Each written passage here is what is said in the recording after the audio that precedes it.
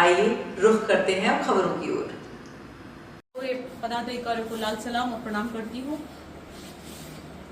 भारत माता के श्री चरणों में प्रणाम करती हुई भारत माता के शीश अर्थात जम्मू कश्मीर में महादेव के अमरनाथ के चरण पहलगांव में होने वाली इस दुखद घटना पे पूरा देश आज उन्हें नमन करते हुए परमात्मा से ये निवेदन करता है कि दिवंगत आत्मा को शांति प्रदान हो, दिवंगत आत्माओं के परिवार को भगवान हिम्मत दे, जज्बा दे और हम सब पूरे देश में जो एक अराजकता और सांप्रदायिकता भेदभाव जो दुश्मन चाहते हैं कि भारत टूट टूट के रह जाए, खंडित हो जाए, ऐसी भावनाएं जो दुश्मनों की थी फैलाई जा रही है, उन सब से दूर होते हुए सर्वप्रथम हम हमारे इन वीरों को प्रणाम करते हुए आज के श्रद्धांजलि के प्रोग्राम में श्री चरणों में प्रणाम करती हूँ।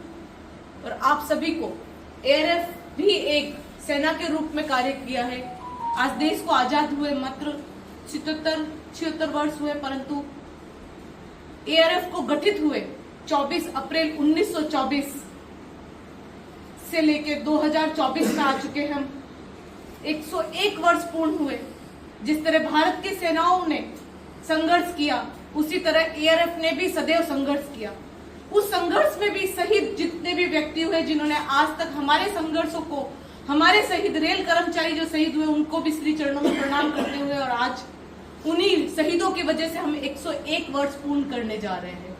तो सभी को श्रद्धांजलि अर्पित करती हूँ और आज के इस कार्यक्रम को प्रारंभ करने के लिए आप धन्यवाद देती हूँ कि आपने इतनी उच्च सोच रखी कि हम हमारे देश के आई विडंबना को महत्व देते हैं, ना कि आज के उस पर्व को। इस पर्व को तो मैं ढाका साहब की बात को सही मानती हूँ कि हर वर्ष हम हमारा जन्मदिन मना पाएंगे, मगर देश को जो ये क्षति पहुंची है उसके लिए हम श्रद्धांजलि देते हैं और आप सभी से निवेदन करते हैं कि भारत को मजबूत बनाए, सक्षम बनाए, कहीं सुनी बातों पे ना आए और सर्वोपरि अपने धर्म से ऊपर देश माता और देश की जो सेवा धर्म है उसके लिए आगे बढ़े। धन्यवाद।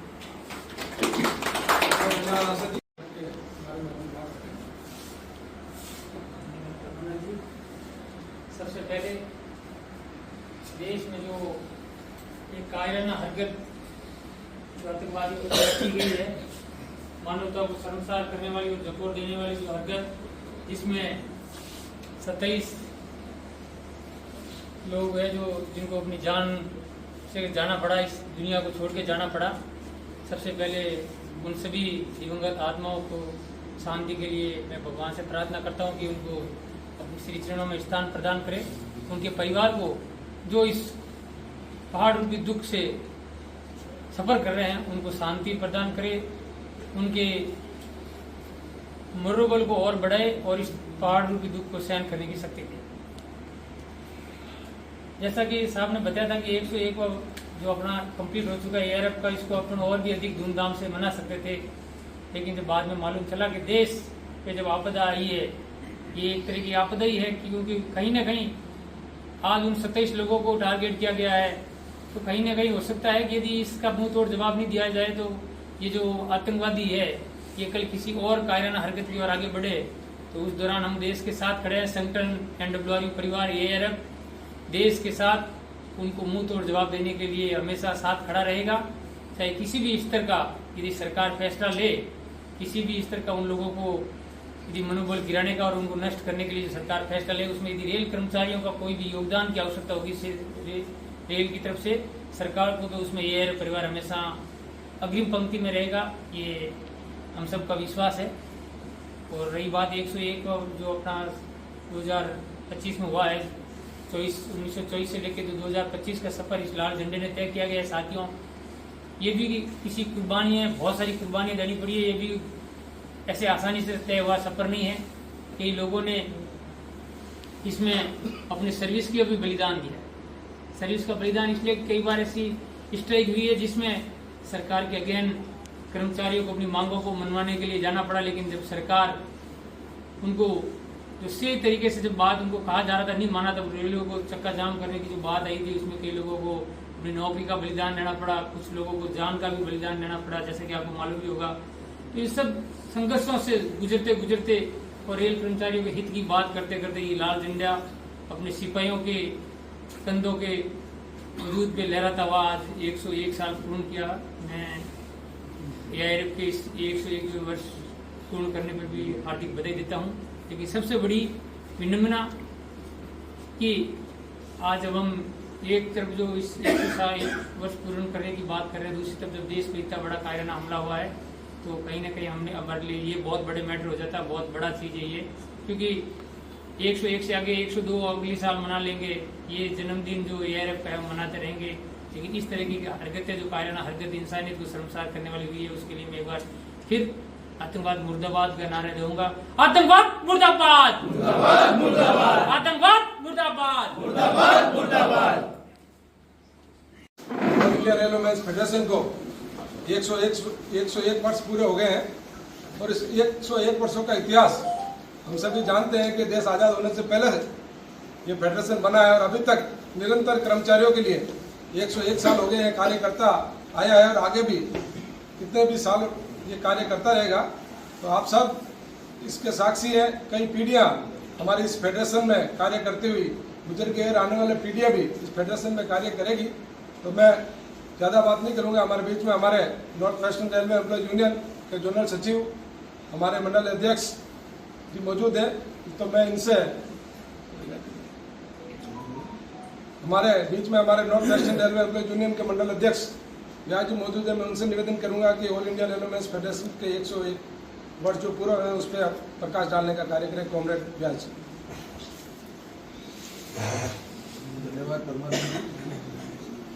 हमारे बीच में उपस्थित north western railway employ union के जोनल अध्यक्ष व मंडल मंत्री मनोज जी परिहार, सम्मानित मंच, मंडल के पदाधिकारीगण, शाखा सहायक शाखा के पदाधिकारीगण, सचिव अध्यक्ष, उपस्थित बहादुर कांग्रेस साथियों, सबसे पहले तो मैं तमाम साथियों को धन्यवाद देना चाहूँगा कि इस देश पर आई विषम परिस्थितियों में पूरा देश और north western railway employ union के तमाम पदाधिकारी कंधे से कंधा मिलाकर इस समय एकत्रित होकर खड़े हैं और आज उन शहीदों को पहलगाम में जो 22 तारीख को आतंकवाद के दौरान आतंकवादियों की तरह से जो नए नए युवा और एक पर्यटक जिन पर इस प्रकार का कातिलाना हमला कर उनकी जान लेने का काम किया, उनको यहाँ एकत्रित होकर श्रद्धांजलि देने का काम किया, उसके लिए मैं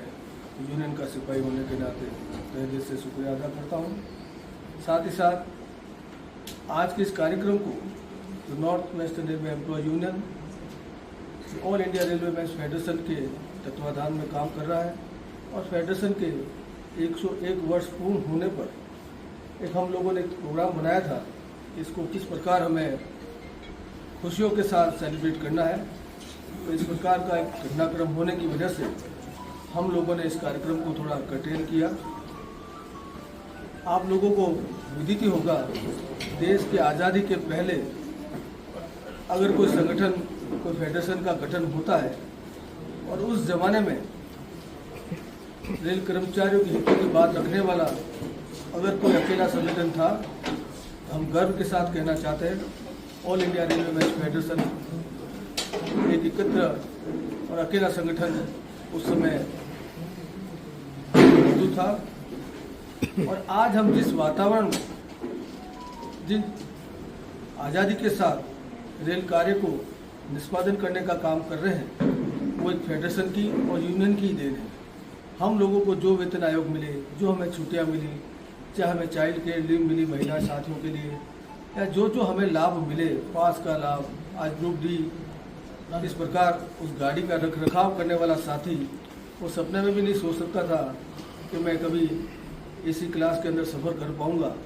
और हमारे शीर्ष नेताओं ने अपनी बात को रखते हुए तमाम उन रेल कर्मचारियों को, चाहे आज ग्रुप डी में भी भर्ती होता है, वो आज एसी के अंदर आरामदायक अपने परिवार के साथ सफ़र करने का काम करता है। मांग हमेशा चलती रहती है, मांगे कभी ख़त्म नहीं होती और जिस दिन मांग ख़त्म हो जाएगी उस दिन हम समझेंगे संगठन हमारा संघर्ष करना बंद कर चुका है और हमारा संगठन किसी प्रकार की समस्या न होते हुए रन कर रहा है। हम कार्य करते हैं, कार्य के दौरान अनेक समस्याएं आती है।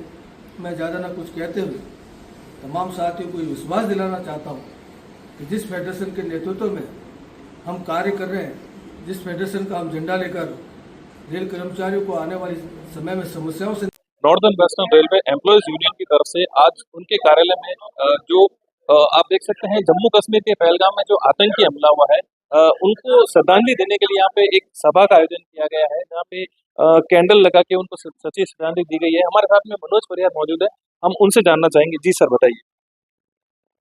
दिनांक 22 तारीख को कश्मीर के पहलगांव के अंदर हमारे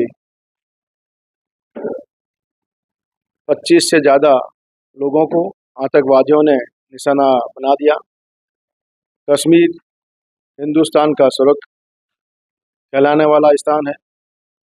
लोग वहाँ भ्रमण करने के लिए जाते हैं, घूमने के लिए जाते हैं, परिवार के साथ जाते हैं और ऐसे समय में आतंकवाद ने जो उनको निशाना बनाने का काम किया है, पूरे देश के अंदर बहुत आक्रोशित माहौल है। हम सरकार से ये मांग करते हैं कि जिन्होंने भी इस प्रकार की